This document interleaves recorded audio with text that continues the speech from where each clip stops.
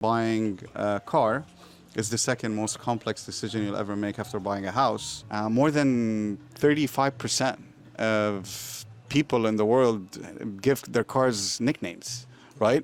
You don't give your washing machine a nickname. We did the research, we took a blank, page, and we put the customer at the center of everything that we do. We know what our customers want and what they value. They want a trusted brand, that's going to be there for them in case anything happens to the vehicle, that protects their resale value over time. Where we are today from a regional standpoint, the only way is up, whether it's EV or EREV or hybrid. When you look at what kind of planet we want to leave for our kids and our grandkids, we have to start with ourselves. Welcome aboard EMIT Talks. On this episode, we dive deep into the success story of Ahmed Soudodi, the Vice President of Product and Marketing for Kia, Middle East and Africa. From transitioning through the worlds of banking, fast food, and the automotive industry, to his MIT education and journey at elevating the product line at Kia and beyond, we'll be attempting to delve deep into his mindset of success.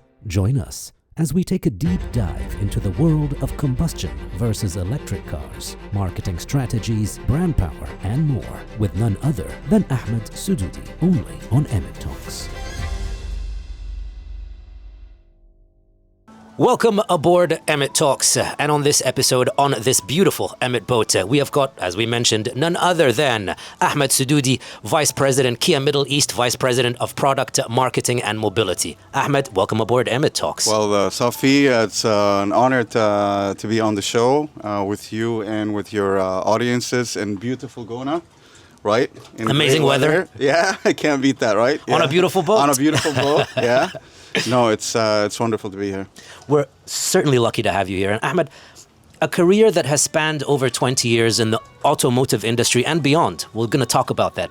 But we always start EMIT Talks by hinging the success of our guests on a potential failure that happened along the way.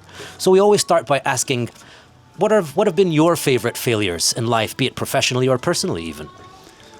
Oh, well, that's Yep. That's a great question. It's a doozy. I have to say, when I was in California, I worked for Bank of America, and I did really well, but it never really got me out of bed.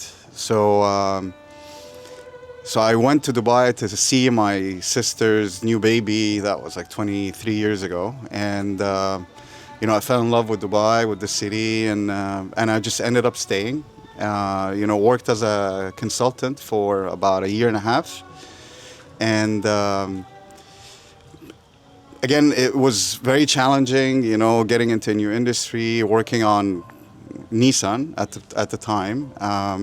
But I fell in love with the industry, and I, seek to get into it.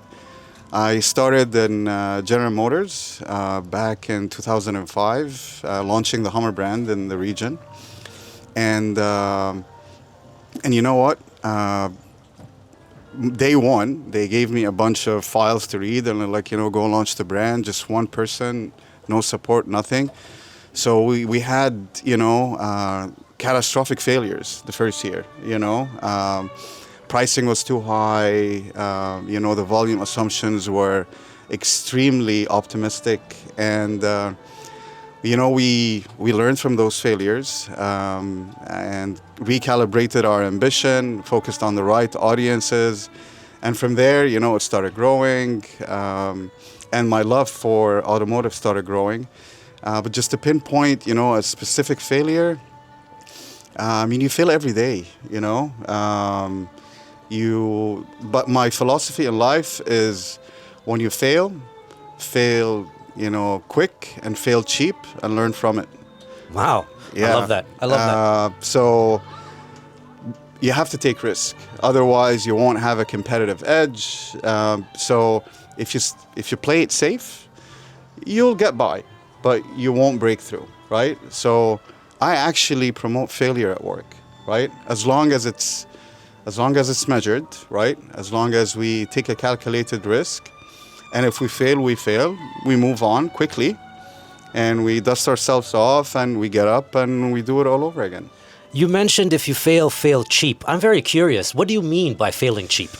So when you fail cheap, let's say you're working on a big idea, instead of scaling it, across 66 countries, you pilot in one or two, right? You see how it works, you get the learnings. Oh, this worked well, this didn't work really well, and we need to tweak that. So it gives you learnings, right? And from those learnings, really helps you understand, do I have a scalable solution that will work, that will generate, the required results?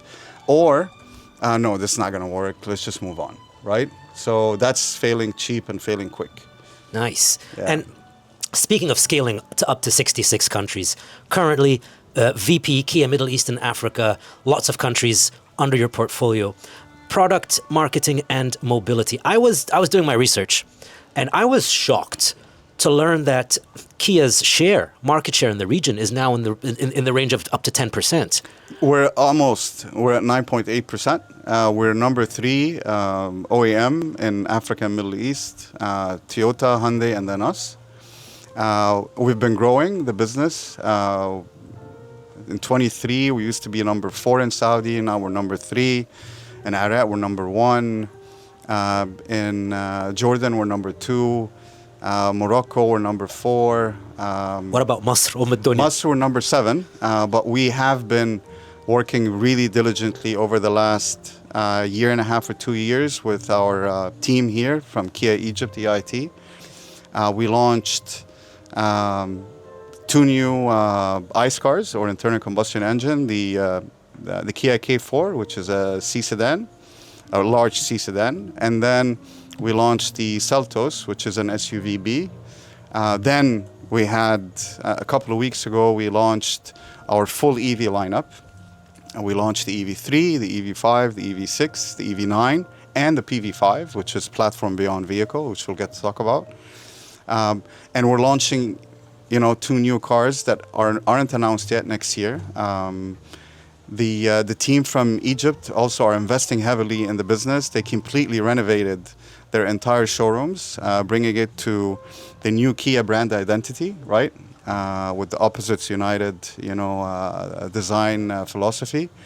But it's not only about design, but it's also about, working on our customer experience. See, at Kia, we obsess about customers, right? So customer experience is really important for us. And that's really what's going to, position you differently or gives you a competitive advantage versus other newcomers. Plus our resale value, our trust, our credibility. So we're relaunching the brand, if you will, under the banner of El Kia, because we went out and asked customers, tell me, what would you say about Kia? I said, well, Kia, resale value, parts availability everywhere, very reliable, trusted. So the brand is loved in Egypt. We just needed to expand our product portfolio, and we went from almost 40% industry coverage. With the 2 new launches in ICE and the 5 launches in EVs, we're looking at 68, 69% industry coverage, which is quite great. Our ambition is to go back to number 3 in Egypt, if not even number 2. Well, hopefully those ambitions are easily attainable. Inshallah. Now, you also mentioned launching a bunch of new EVs, and I'm curious, and this is why we met in Dubai recently, and this conversation has been going. The electricization of the industry. At the moment, as far as I understand, it's about at a 2%, but that's rapidly changing. How does Kia feel about that, especially with a new line of EVs being launched? Are we all in on the EV market, or is it still we're approaching it with care? No, so Kia, or Hyundai Motor Group in general, which is Hyundai Motor Company, Kia, Genesis, are all part of HMG. We committed to carbon neutrality by 2045, right?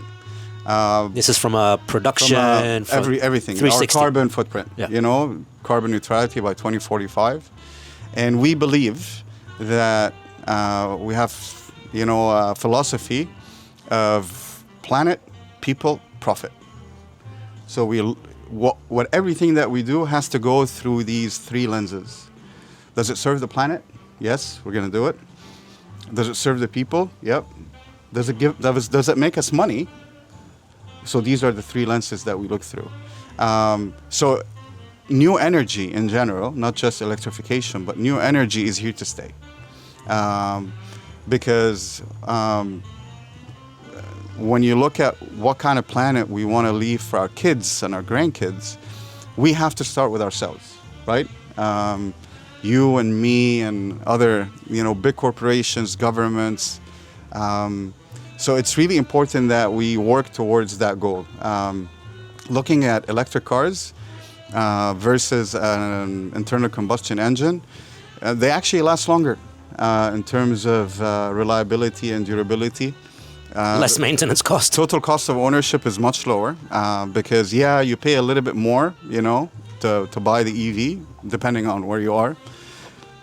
But in general, when you look at your TCO per kilometer or total cost of ownership per kilometer, it's actually much lower because, especially if you charge at home, you're paying much less. It's a lot more convenient. You're not taking the car to the shop, as regular. When you go service the vehicle, it's fluids and maybe tires every once in a while. The tires, anything that's rubber, the wiper blade.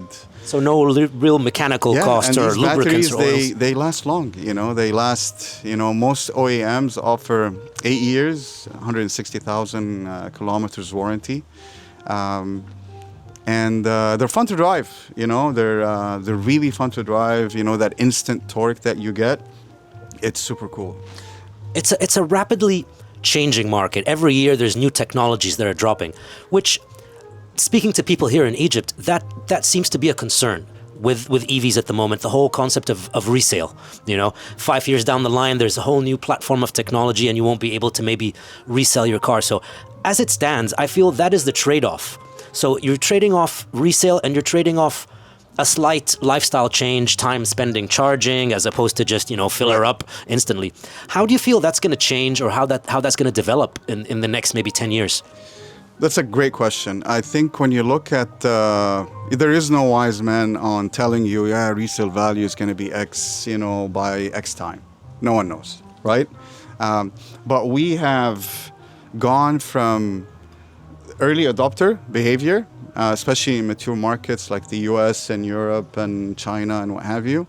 Now we're into what we call early majority, or getting into early majority.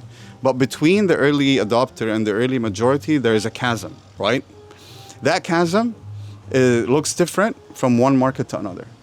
It's that hump, Not everyone has access to a charger at home. A lot of people live in apartment buildings. They're not wired enough. It's to get the wire done, you can in some cases, but it's going to cost you an arm and a leg.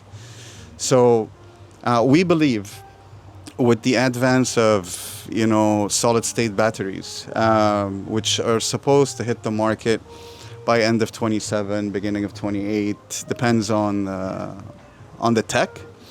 But we believe that with the advent of, solid state batteries, that range anxiety is gonna go away, right? Because you're gonna be in a charging station for 10, 15 minutes, you get a cup of coffee, you drink it, you eat a small sandwich, and you have 80%, charge. That's nothing. So when it comes to RV, it's hard to put a pin on it depending on the market. So in markets where RV is monitored, like looking at the US, for instance, on Kelley Blue Book, the first early adopters that got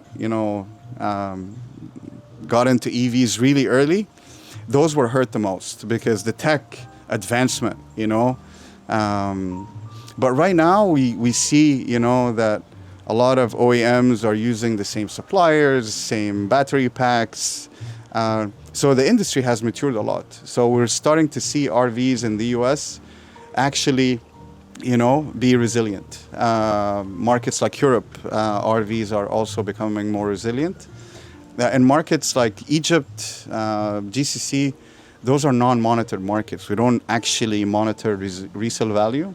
But I think with the ownership life cycle in Egypt, people actually tend to own cars longer, right? Yep. compared to the rest of the world. You have people that, It's not part of the culture, like maybe in the GCC, part of the culture is to own the brand, the model of the year. 2.5 years is the average in GCC. In Egypt, it's about 8 years, right? So anything above 5 years, the asset is already fully depreciated. I think RVs are going to be a lot more resilient than people think, though, in terms of RV.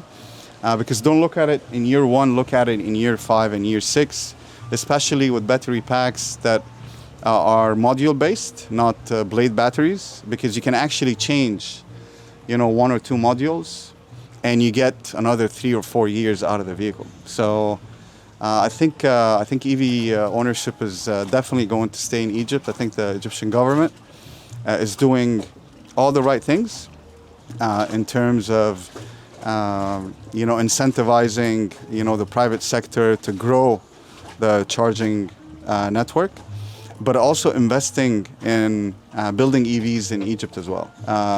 It's a solution that's going to actually bring the masses into EVs, and this is what we call the majority, right? Not the early majority, but the majority. But that growth has to be, in parallel, the charging infrastructure needs to grow with it. You mentioned charging infrastructure and how our Egyptian government is promoting it.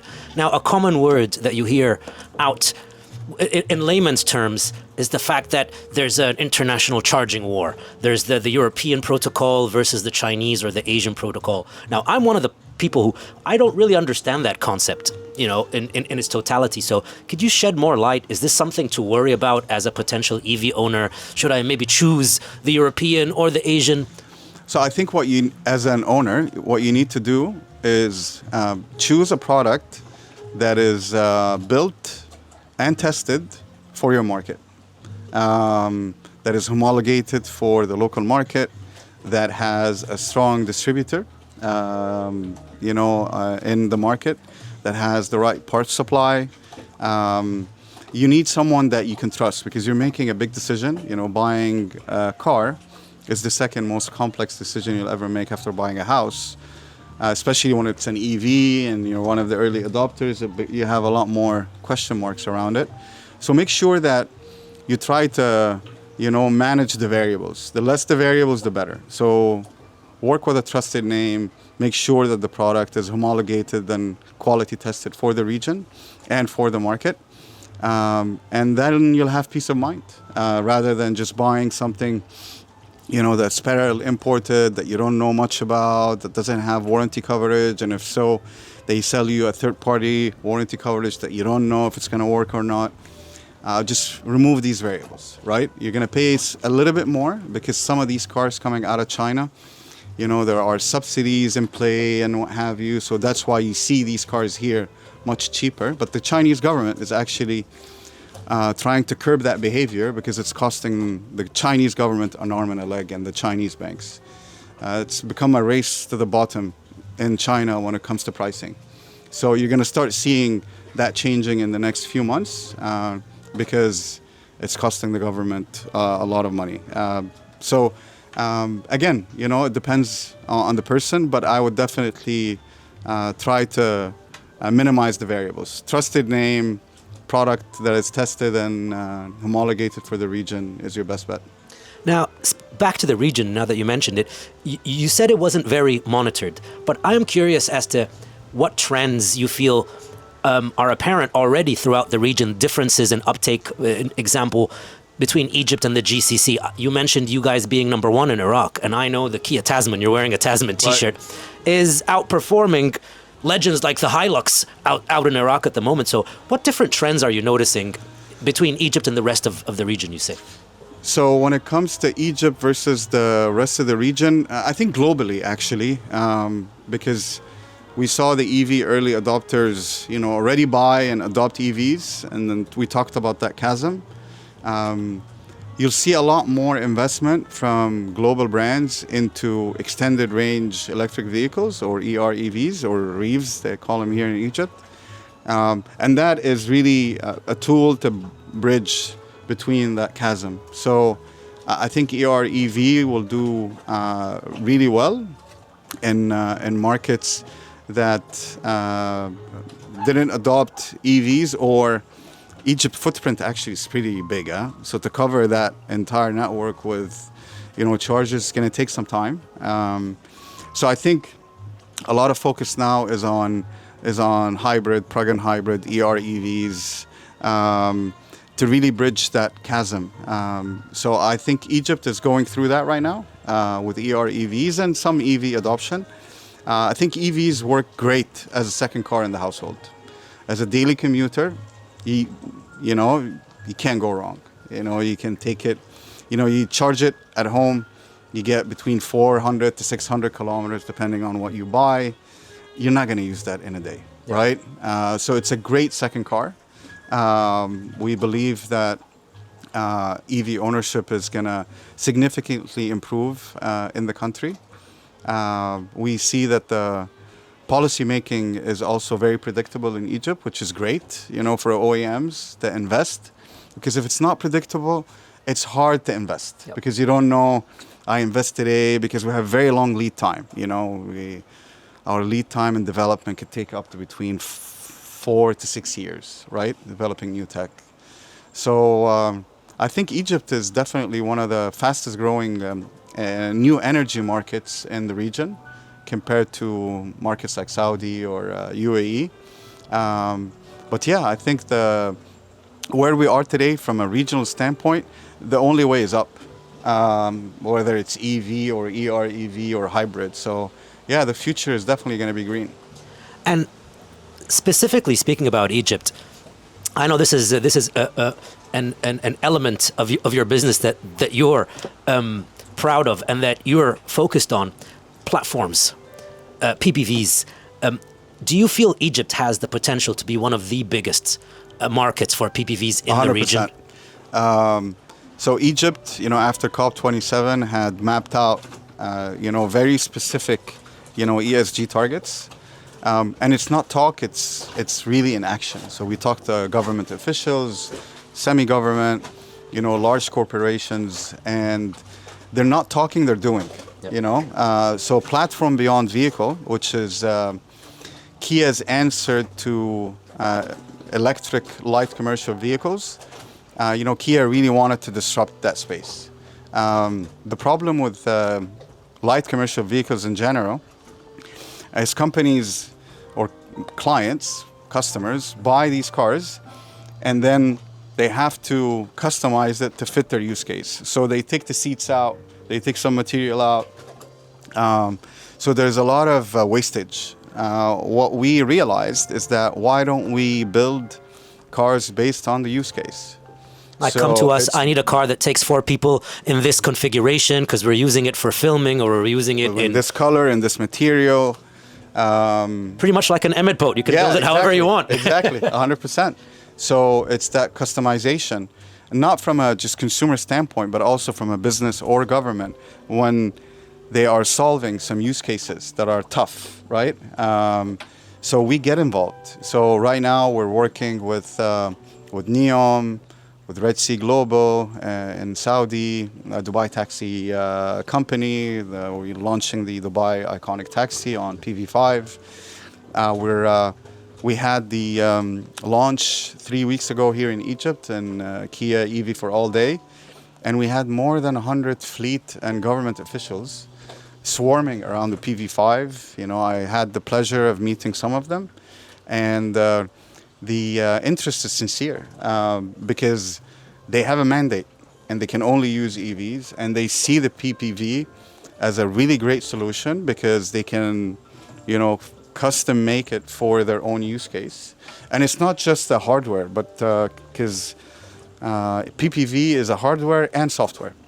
So it's actually Android Automotive operating system based. So if you're a business that uses certain software, you can fully integrate that software into the vehicle. So, for example, the Dubai Iconic Taxi, the software will be integrated. The taximeter will be integrated into the IVI. DHL is one of our global clients, and we're working with DHL now on fully integrating, their softwares into the vehicle, their tracking systems, tracking driver behavior, and all of that. So, Amazing. We love DHL. We had Ken Allen, former Yeah, CEO, yeah, on board. There you go. So it's really important that, you know, we listen to what customers are saying. You know, we did the research. We took a blank, you know, page, and we put the customer at the center of everything that we do. And we work with DHL, we work with Uber, we work with Dubai Taxi Company, and several other global clients as part of the development phase. And is it a turnkey solution that Kia provides? For example, just using Dubai Taxi as the example. So you build the cars as to whatever spec they want, incorporate whatever software they want, even the branding, even the external side of the car. Even the internal branding. You can have internal branding opportunities. We can actually make it your own. We're doing that with DTC. We're doing that with RSG, Red Sea Global, Neom. So again, it's bespoke. It depends on what you want to get out of it. So if you don't want to spend money in a certain area, you don't have to spend money, right? If you want to spend money somewhere else, we'll help you spend money somewhere else. It's very interesting. And as Ahmed, how do you feel the PPV world or the PPV aspect of the automotive industry, how do you feel that's going to progress in the next 20, 30 years? Do you think that's going to become one of the main sources of especially when you look at autonomous driving, robotics, especially in businesses like logistics and delivery, and you'll be able to have a robo PV or PPV driverless working with a robot, because HMG owns Microsoft Dynamics, Boston Dynamics. And you'll be able to have a fully automated solution by 2028. Zero human interaction, especially in last mile deliveries. You'll be able to, you know, have the robot drop off, you know, the item in the PV1 or PV3, and that will autonomously go and drop it off. I mean, we haven't even scratched the surface. This has implications in everything from, off the top of my head, farming. You know, you can release 100%. a PPV in a farm and it does the job. And this is pretty much, a lot of this is going to be AI driven. And this brings us to you studying, of course, you have a degree in mechanical engineering, but also you delve deeply into AI in MIT Sloan, one of the biggest universities in the world. How important do you as Ahmed and also as VP Kia Middle East believe that AI is going to be driving the automotive industry? I wish I had a mechanical engineering job. I studied marketing and financial management, not to correct you, but when you look at artificial intelligence, it's become part of our daily life, right? So AI is definitely helping us live better, you know, save money, save time. When you look at HMG made quite a big announcement a few weeks ago.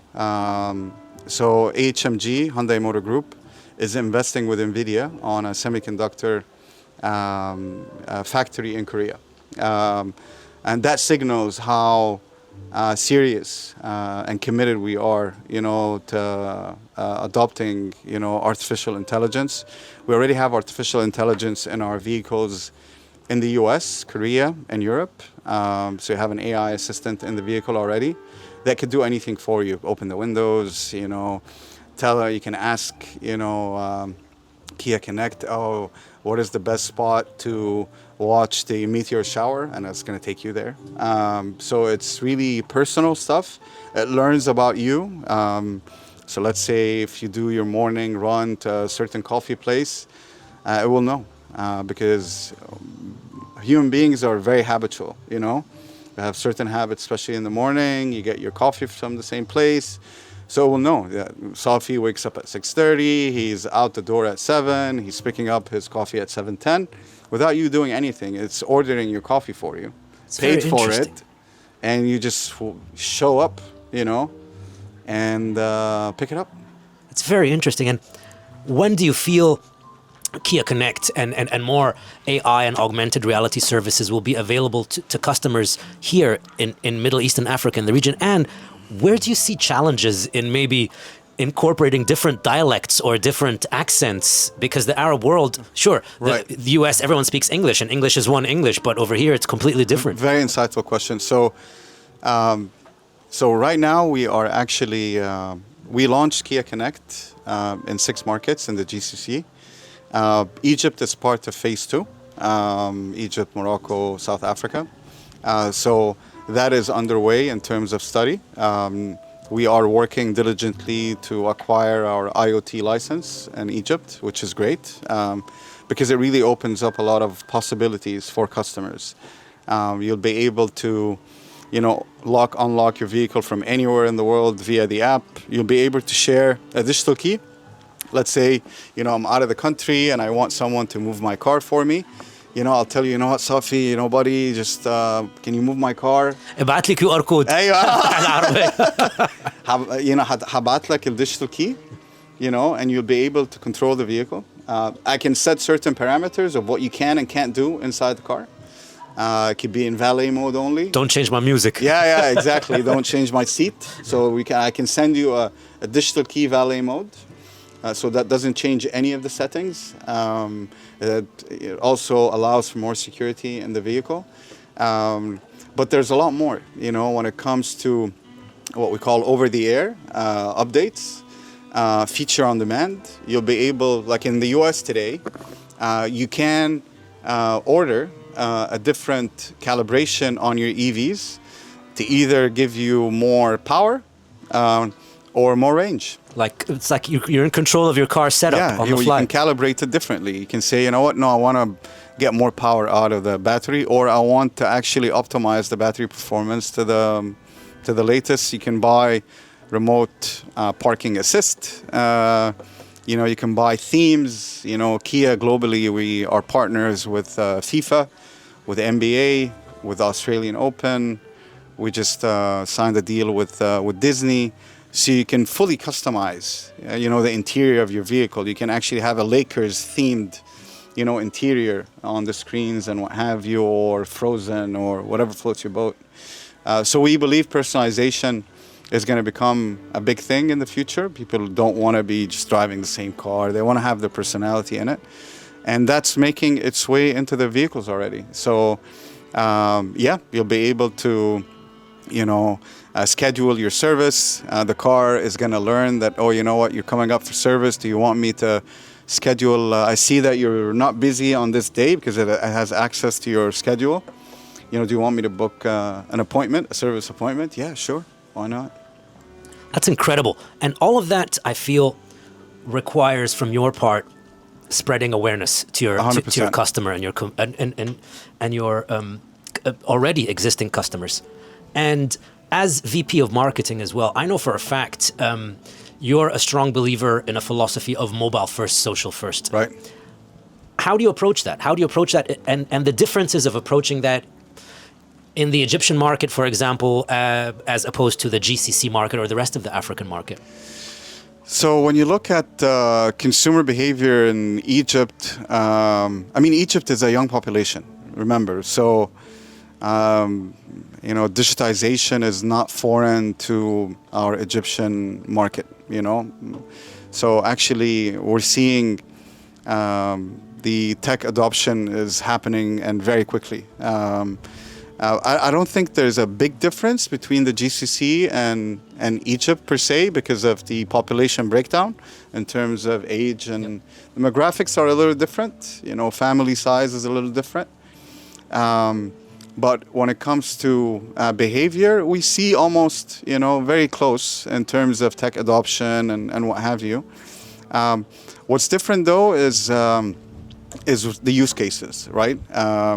The driving behavior is a little different in Egypt compared to the GCC. So we see that ADAS adoption is, or autonomous driving, assistance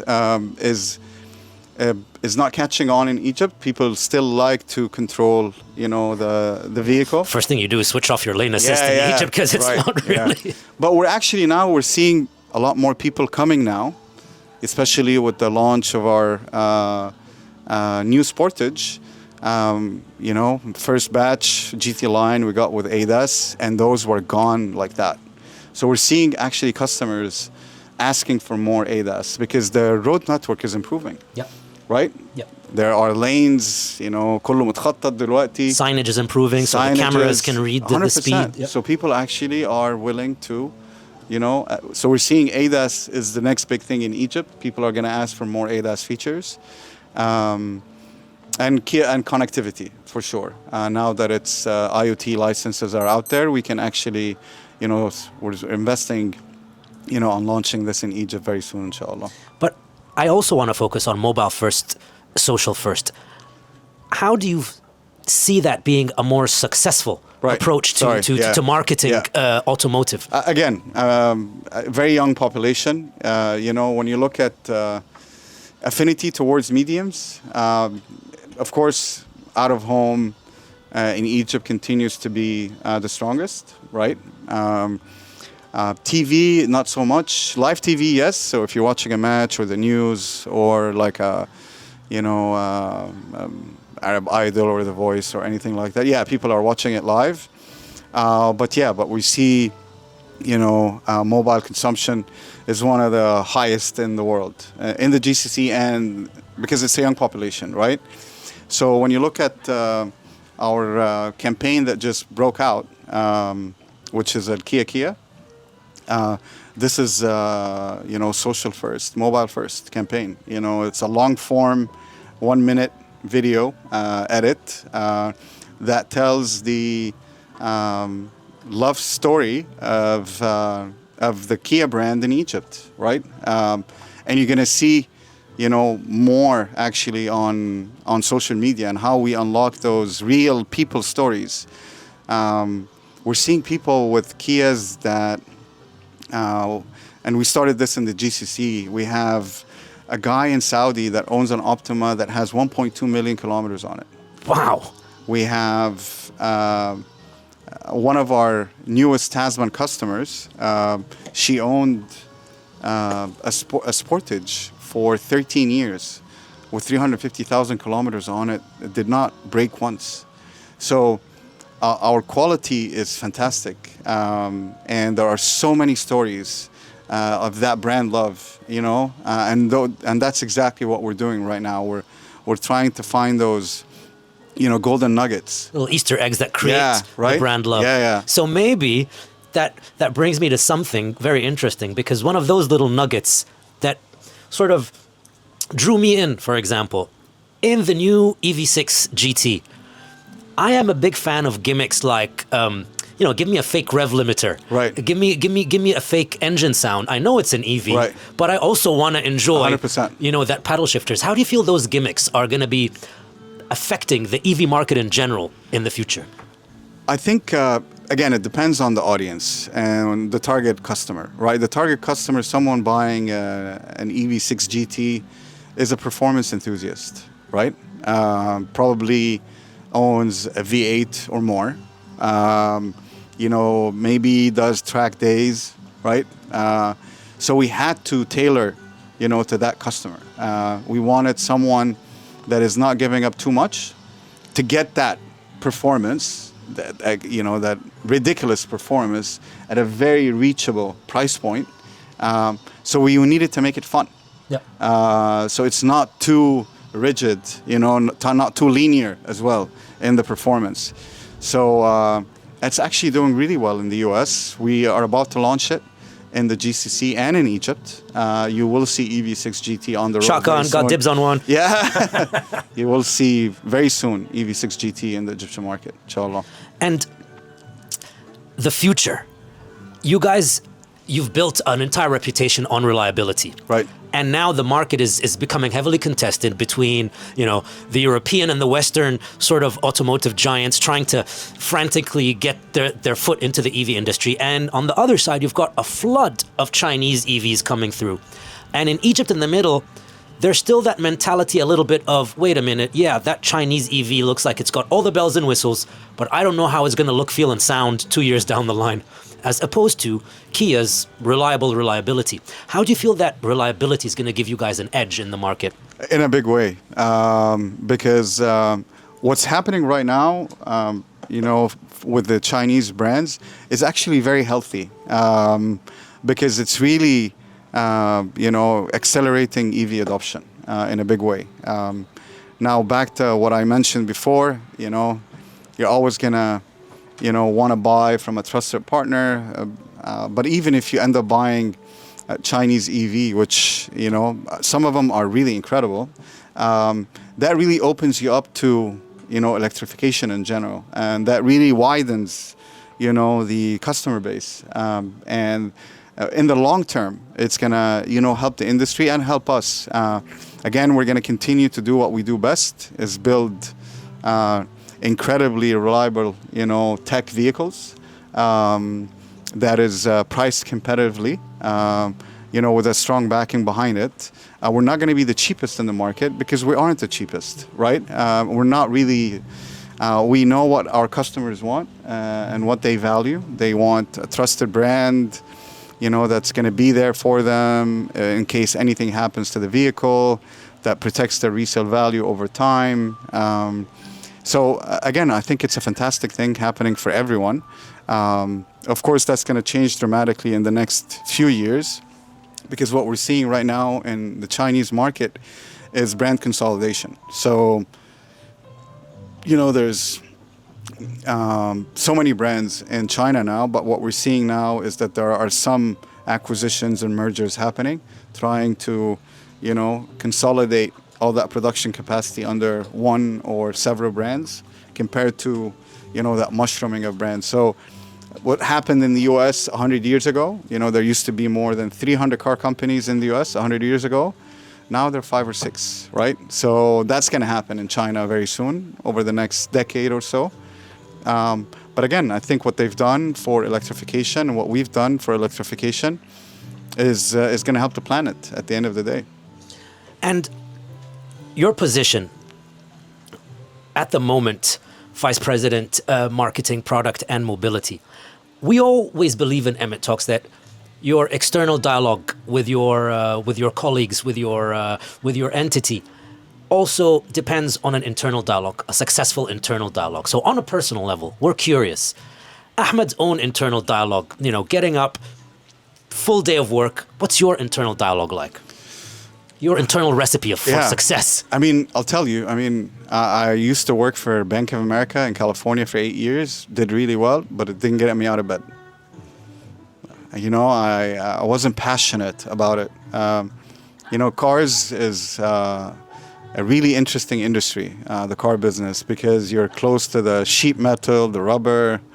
You know, the product is right there. People love it, you know. Like I'm not selling chocolate, you know, or, you know, soap. You know, it's something that people aspire to. You know, people, more than 35% of people in the world give their cars nicknames, right? You don't give your washing machine a nickname. So it's very emotional. The car business is very emotional, very dynamic. ما فيش يوم زي التاني. So yeah, I think what really gets me out of bed is, you know, waking up, making sure, you know, that I take chances, that I fail quick, I fail cheap, and I inspire people around me. You know, that's my role, is to inspire change, look ahead and see what's coming. You know, we have to be chess players. You really have to look, you know, 5, 6, 7 moves ahead. On and you know, make those big bets, if you will, because if you don't, you'll be stationary and someone will come and will eat your lunch. If you're stationary, someone will come and eat your lunch. You earlier said we're going to continue doing our best at Kia. Ahmed Soudodi, may you continue doing your best at Kia and beyond. Thank you very much for enjoying us. Pleasure, on Safi. EMIT Talks. Great talk. Really happy to be here on EMIT Talks. Thank you so much. Cheers, guys. Thank you.